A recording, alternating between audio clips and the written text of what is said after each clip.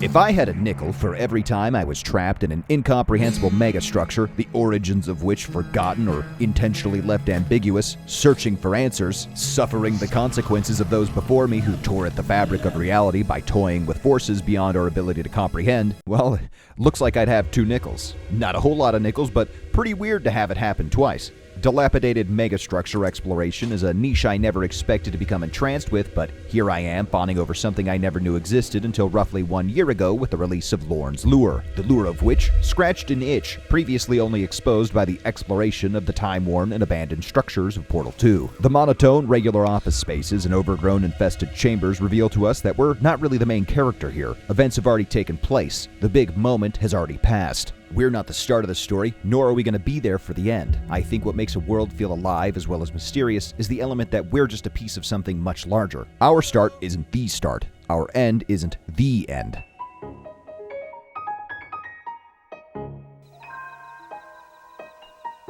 A good example of this would be Ashitaka in the story of Princess Mononoke. He's a piece that comes into play during already ongoing events, and while his actions have large effect and he's crucial in resolving conflicts, the world continues going on. And ultimately, while Ashitaka will be forgotten, the impact of his actions will continue to affect the world long after he's gone. We're here in the space between events that, while important like connective tissue in your cheap cut of beef, ultimately dissolves in the stew that is the story, the majority of people unaware of its existence, yet impacted beyond their realization. Something about the staleness and regularity of these office spaces and the feeling of, we're not supposed to be here when exploring the lower levels of the facility, made them seem more interesting than the futuristic, surgical, and unemotional test chambers. In the near 15 years since Portal's release, I googled it, it's almost been 15 years, getting old, man. My favorite part of replaying the game is always the connections between the chambers, the echoes of things that once were. I guess, technically speaking, Portal 2's facility is also a megastructure, so 3 nickels. Not a lot, but weird. White Knuckle is a testament to physical ability. It's a bastion of mystery and eldritch horror. It's mechanically sound. It's tight. It's fast. Deep substructure. It feels good to play. The gold go up fast by any means necessary. Why? Because of the undulating mass that approaches you unimpeded by the structure designed to keep it imprisoned. But Ruby, the game is in early access. I don't like it when games are in early access because that means... Hey buddy, I'm gonna need you to stop talking. You're scaring away the himbos. I played the demo of this game for roughly 10 hours, and at this point have played the release for 30 hours. I have had to force myself to stop to remain productive. The game could literally not release any more content, and I would be content with the money I have spent. I would primarily be destroyed by the gnawing need to know more about the world we've been inexplicably dropped into. Honestly, I would be pretty mad now that I think about it. I don't need closure, I just need more info. There is a lot of enjoyment in experiencing things for the first time, so if this seems like something you would like, go download the demo and leave my video muted playing in the background so I can get engagement. I am tired of acting like I don't care. I want more views. My wife said I can quit my job if I get more views. If, however, you're here in the hopes that I can increase your muscle mass, good. Let's talk crumpled and failing megastructures. You are the climber, some sort of maintenance worker awoken at the bottom of a concrete tomb designed to keep the hubris of human folly chained in a futile attempt to grip power beyond our capacity to control. The aforementioned undulating mass is our first antagonist, and our objective is to restrain it. The gameplay loop is getting from where you are now to where you aren't above. Anything that looks graspable is grippable, from obvious red handholds to slightly ajar concrete panels. Like an inverse cave diver, if there's a millimeter of ledge, you can grab it. The mechanics here are a prime example of less is more. You can grab things and jump. You can beat the game with left click, right click, and spacebar. While each run starts with a hammer, piton, and rebar, you don't actually need anything, including the hammer. Don't try that though. Not yet. The previously mentioned piton and rebar will be some of the most common items you'll encounter. Pitons offering a permanent handhold when hammered into place, allowing you to create your own path forward. Or if you're confident, a half-second quick grip to deftly jump to your final destination. Rebar is a piton on speed. Like a true shinobi, you can thrust this hunk of iron into a wall, offering an immediate and permanent handhold. Just make sure your angle of trajectory is relatively perpendicular, otherwise you'll... The hammer is not limited to piton usage and is useful in breaking boxes and blockades, as well as providing needed persuasion to the other inhabitants we may encounter while traversing the facility. More on that later. Your first descent will be like a child fearfully gripping their mother's bosom, maintaining one point of contact to the walls at all times, slowly and deliberately making your way up while maintaining your stamina to ensure you don't lose grip. Stamina is used when gripping any handhold, the amount left indicated by the severity of redness and the uncomfortable sound of your hands straining, punctuated by a discomforting pop and short inability to grip anything else. Stamina can be replenished instantly by consuming any of the canned beans or open granola bars you find. If you're lucky, you might even source some aged milk. This means if you're halfway up a wall with no rest in sight, you can hold on with one hand, open your inventory, grab a can of beans with the other hand, and suck those bad boys down for a rejuvenation required to continue your passage. The inventory management is actually pretty awkward to get the hang of, at least it was for me, but it quickly became second nature. You'll know you're competent when you can confidently maintain grip while swapping from pitons to hammers to create a path where one previously didn't exist. Your desire to always be gripping something will be overwhelmed by trying to manage your inventory and ultimately will result in you falling to your death.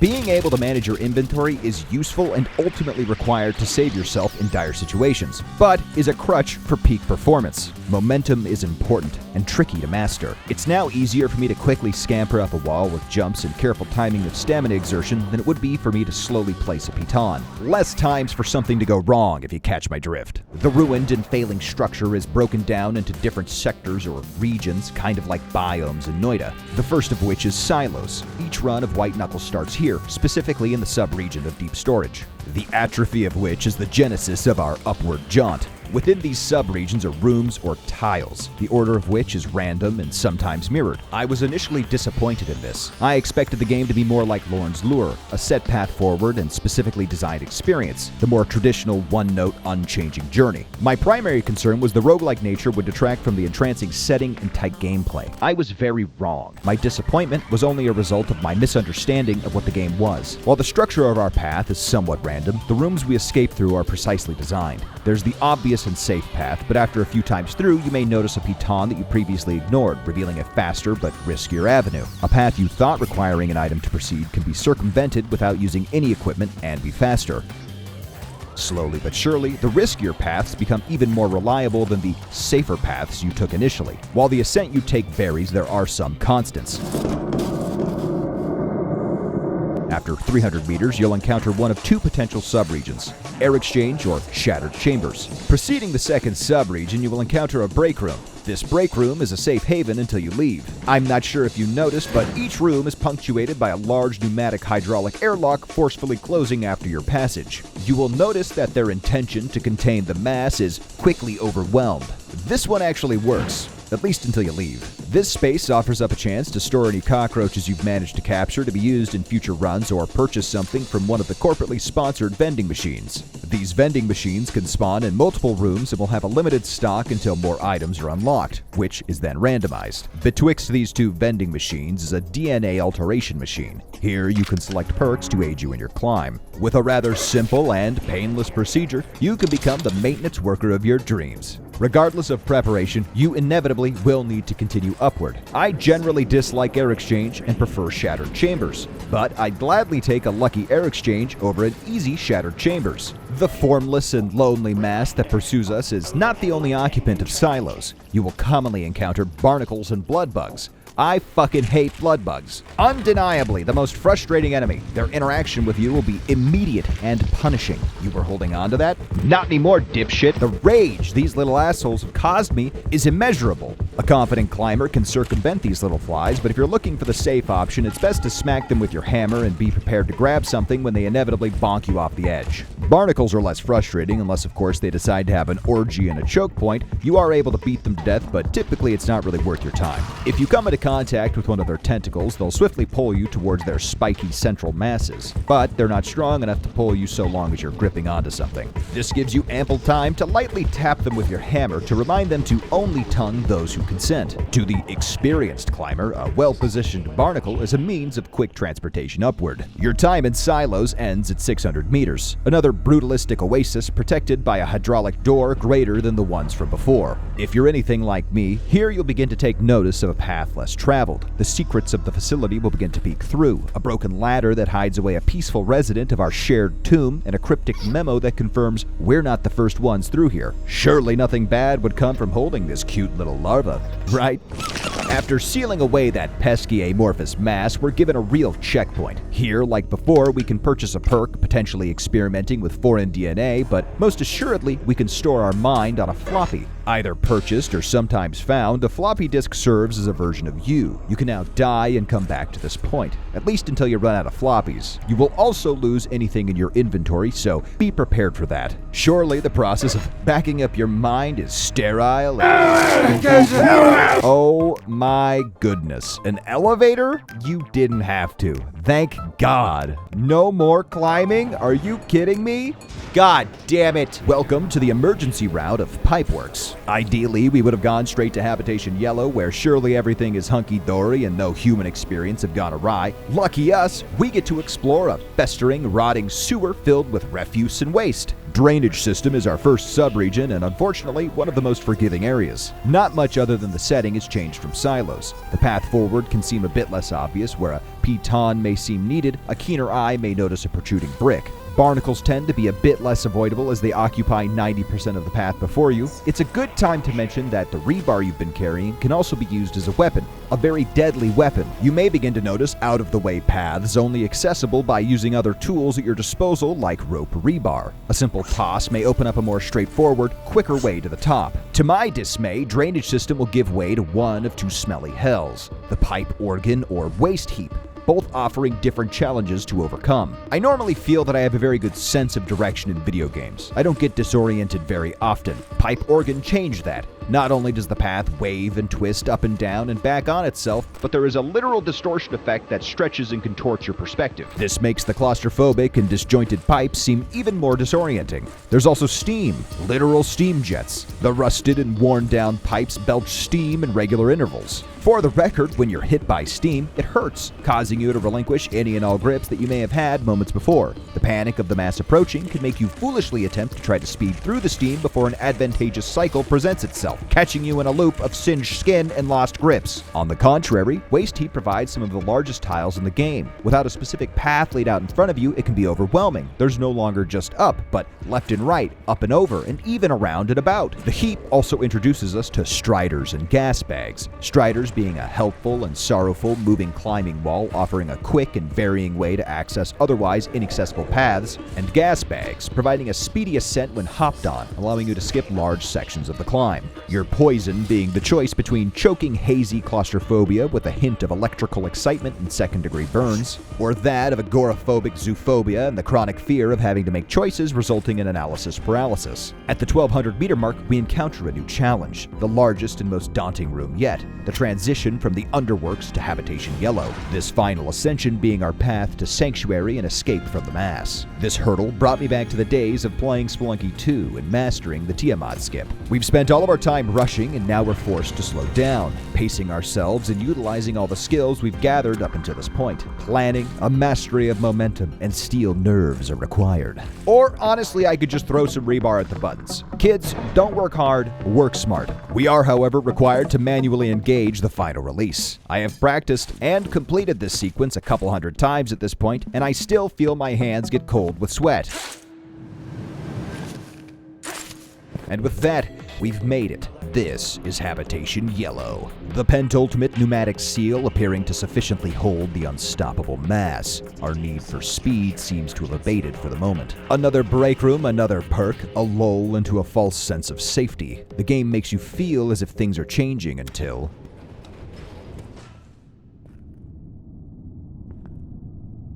Thank God we have access to this squeezable flashlight and flare gun. Mastery of inventory is key here. You'll need to be confident with your ability to quickly use your keybinds to yank out your little buddy here and squeeze until it's fully torqued up.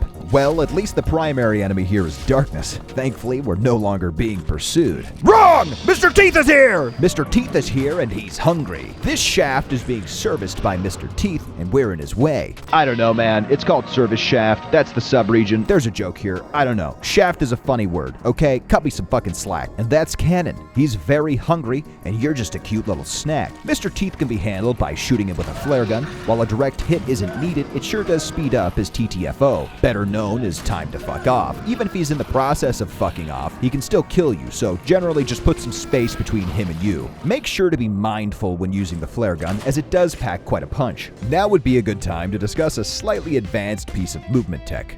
You are a conduit for kinetic energy. When throwing something, a near equal force is applied to you in the opposite direction, meaning if you yeet a rebar while holding onto a piton, you will be yoted in the opposite direction. This means you can use things like bricks and rebar to add a few meters to your jump, allowing you to access higher realms of existence. The flare gun is no exception. Mr. Teeth is just like my wife when she's hungry. Angry, but they've got shorter legs than us, so if we move quickly, they can be avoided entirely, or they're incapacitated when shot directly in the chest with a flare gun. I would like to be very clear, I have never and do not ever plan on shooting my wife with a flare gun. Are we clear? Up next, believe it or not, is the actual hardest challenge in the game. Vents. I don't care what you think. This is undeniably the hardest part of the game. I cannot for the life of me get into these things. Couple that with Mr. Teeth or a blood bug trying to eat my ass, and it's a recipe for disaster. Mr. Hanger will throw a fit now that we're safe, but Jesus Christ! Our second sub-region is the Haunted Pier. You can actually chill here. That's not an exaggeration. Really, you can. There's no bit. You can kind of pick your poison here as well. There are a few other places that these can spawn, but we're fully introduced to temporary handholds. Unlike their red counterparts, these yellow-bellied fools break like an ill-placed piton when gripped on for too long. You, of course, don't need to worry about that, as you're an expert at this point in climbing up walls. Realistically, the only way for you to die here is to fall too far or happen to fall into the abyss, but you'd have to be pretty bad for that to happen. The Haunted Pier is an odd change of pace, revealing a bit more about the scale of the structure we find ourselves in. Helipads and warehouses showing the magnitude of material and equipment that must have flowed through here at one point. Graffiti splashed on the wall telling a story of discontent and distrust of the ongoings of the structure. Fortunately for you, you don't really have to think too hard, as your options are really just left or right. Do you want to trust yourself and ability to make quick movements, or take a more deliberate equipment-based approach? The option is yours. Welcome to Delta Labs. The old pencil neck repository, as I call it, is where things start to get a little sussy. You have three choices: be molested, be shot in low gravity, or be shot while spinning. Not a lot of great options, right? The hands are the prototypical nice guy right down to the phenotype. Very shy, giving the appearance of a soft and unthreatening Disney adult until you don't look at them and they're dragging you back to their flesh cave to consume your nutrients and add to their own biomass. The worst part about the hands is their maze-like habitat. You'll be feeling like a schizo doing 180s to keep your game of grab ass from getting too serious. If you do get nabbed, you should be able to hold on to something long enough for them to give up. Just like a real nice guy, they do unclench their grasp after being ignored long enough, but give them enough time and they'll work up the courage to come back. Your other two options are some real SCP fuckery. Someone decided to decapitate a spaceman but didn't realize they'd bring some space back. Not only that, but the old boob tube is on and it's making shit spin out of control. Turrets are on the fritz, shooting anything that moves, but they can be convinced to give up rather easily. The climb should be rather simple now that we've dealt with the automatic munitions and all we have to do is grab it. And that's it. We escape. I'm sure that door filled with dead bodies and blockades is nothing, right? Nah, not really. That's just all they've made. The next zone is going to be called The Abyss, so God knows what that's going to be. For the record, I've beaten the game multiple times, and I've beaten it on the hardest mode, Hard Iron Knuckle. Here's a screenshot. I definitely still have that rank. There's zero time to mess around in the underworks, as the mass punishes you for ascending slow and speeds up. In addition, there are more enemies that will begin to spawn. Where turrets were previously vacant, they now appear at genital shooting height. Barnacles attack you deliberately, however, this can actually be easier to deal with since you can predict their tongues. Iron Knuckle mode takes you back to the demo. No money saved between runs, no extra lives, no perks, just you and the climb. A rational person would have probably gone normal, iron normal, hard mode, hard iron knuckle. I didn't do that. I just bashed my Neanderthalic head into the concrete until I got a win. Thankfully, there is no official hammer mode or no item mode. Otherwise, I would feel obligated to beat that too, but I'm only so masochistic. And personally, as much as I respect the truly cultic in terms of self-inflicted pain, I think it's a loss to not enjoy the items of the game. Scattered throughout the facility, you may find unmarked pill bottles. These pill bottles will allow you to climb without concern for stamina, giving you a nice blue hue. Mysterious syringes, which I assume are full of steroids, allow you to perform ligament-tearing, muscle-shearing feats of movement. Ready? Go!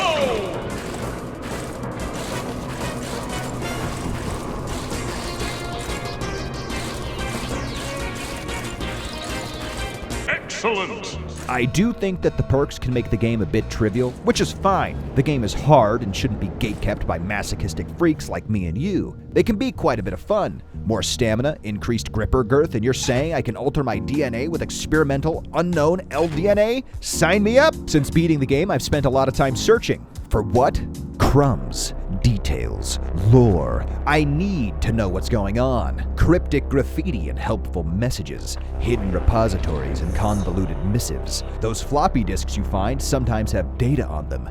Data, information, secrets, hidden rooms off the beaten path that illuminate one thing and lead you to question another. Anti-gravity-based beans, tears in reality itself! Sorry, I got a little lost in the sauce there. The lore is very well done. I find it enviable. There is an art form to environmental storytelling, leaving cryptic pieces of information that furries and muscle-bound freaks attempt to puzzle together into something comprehensible. I personally am enamored by the corrupt floppy disks and monotonous notes printed on dot matrix paper. The devs seem pretty cool as well, very communicative regarding their work and receptive to the community's feedback. The community itself seems pretty reasonable as well, even the world record holders happy to speak about their methods and share recordings of their runs. All in all, this little title is shaping up to be a fantastic experience, and I cannot wait to see where it goes. You should pick this up if you enjoy 3D platformers or dilapidated megastructures. I give this title 4 chewed palm calluses out of 2 unidentified grubs.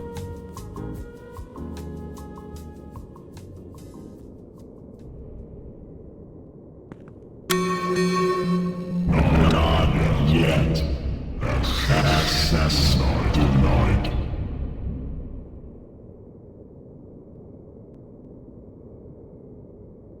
Yeah, it's your big titty bitch here, PPP. I love you, bye.